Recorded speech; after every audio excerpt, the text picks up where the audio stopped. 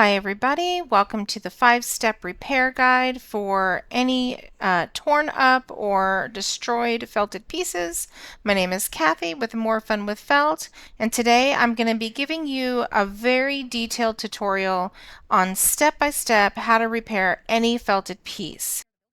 This shark was made for my sister, and her sweet little puppy Moonshine destroyed it and she gave it back to me, so let's get it fixed. Step 1 is damage assessment. First thing first, don't panic. I've seen worse damage than this, and you sure will too in your lifetime. And we're going to go ahead and bring the shark back to life. Take some notes on what's actually damaged, and then do an inventory of any of the salvageable parts that were given back to you. So in this case, I have some fins.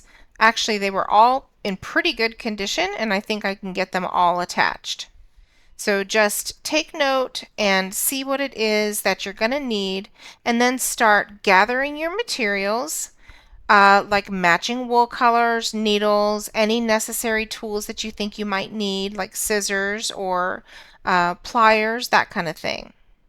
I needed core wool in this situation, so I got that. And then for these cute little teeth, I needed some polymer clay, so I went ahead and pulled out my white polymer clay just to get ready for that repair, because he knocked a few of those teeth out as well.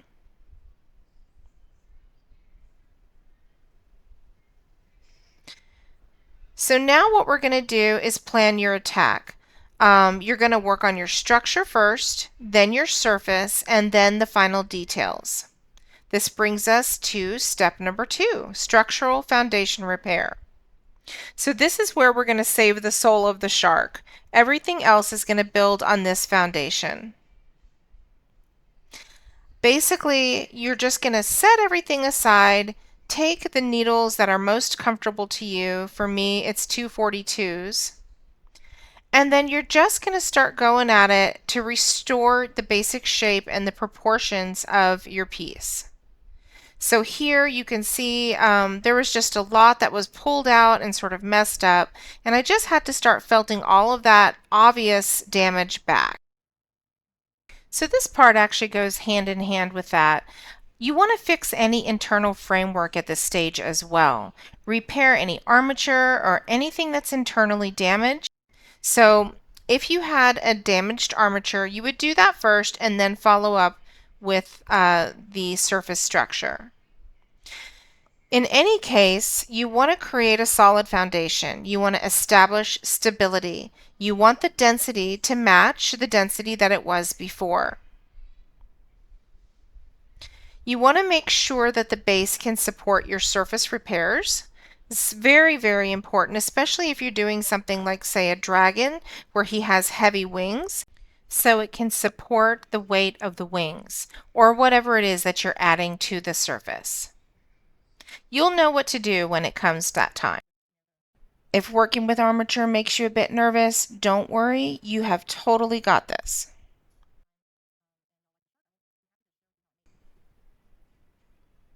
So step number 3 is surface reconstruction.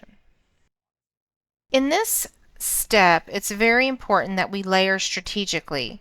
You want to make sure that if you are adding, you're going to add core wool first, and then you're going to add your top coat. For this little fin, it was already kind of dangling there, so I was able to just lay the core wool down first and then the top coat over that and attach with my needle. If it hadn't have been like that, I would have just simply laid the core wool down and then attached the fin to that.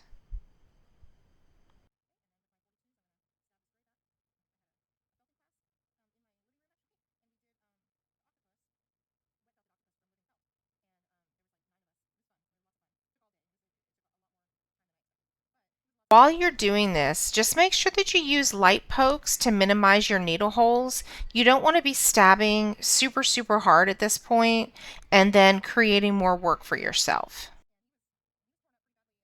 We're really not worried about the fine details. We're just working on the structural integrity, not perfection at this point.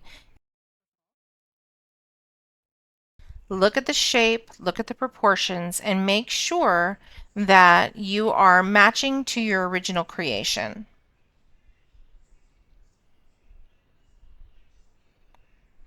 Step number 4 is to salvage your saved pieces and reattach. This is where it gets really fun. So I was lucky in this situation where all of my pieces were really intact.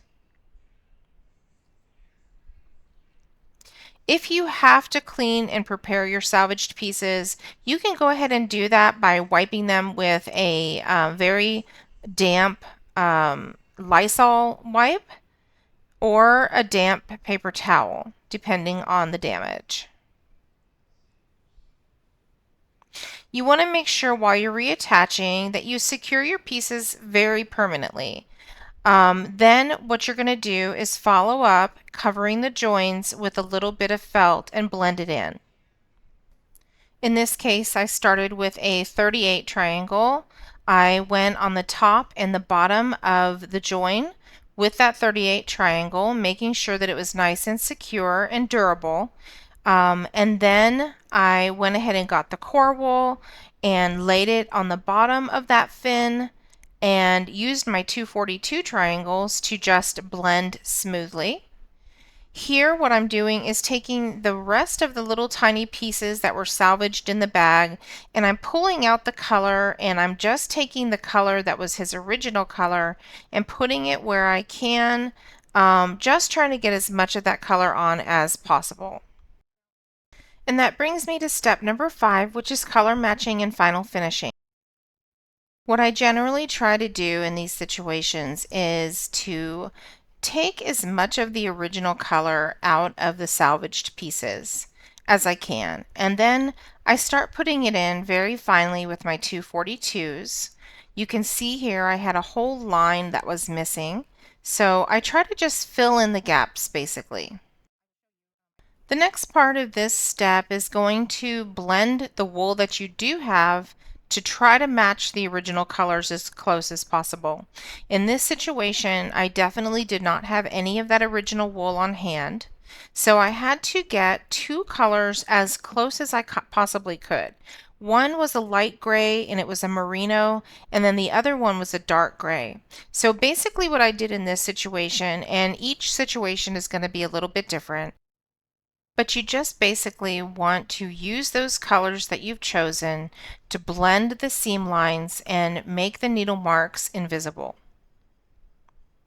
Next in the restoration is going to be to add back your texture, any eyes that might have fallen off, or any other defining features. Here, as I had mentioned earlier, we lost some teeth. So I was able to go ahead and make some teeth. You can see on that plate over there to the left, and bake them and start to get them set in. Then the very last step that I had to do was to look at the gills. There was a little bit of white missing on one side of the gills, so I had to just go back in, felt that all down, and get the white replaced.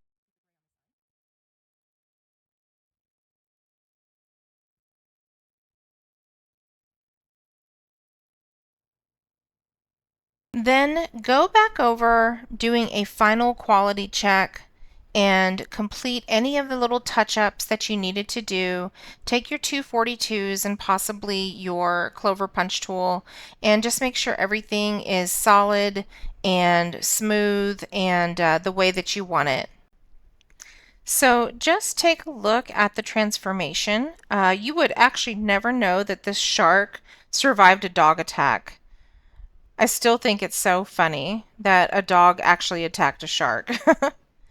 So please, if you enjoyed this, take the moment to subscribe and to share with your friends. You can find me on Facebook. It's More Fun with Felt with spaces in between. And I am now accepting super thanks. I truly appreciate you. Thank you so much for taking the time out of your day to watch.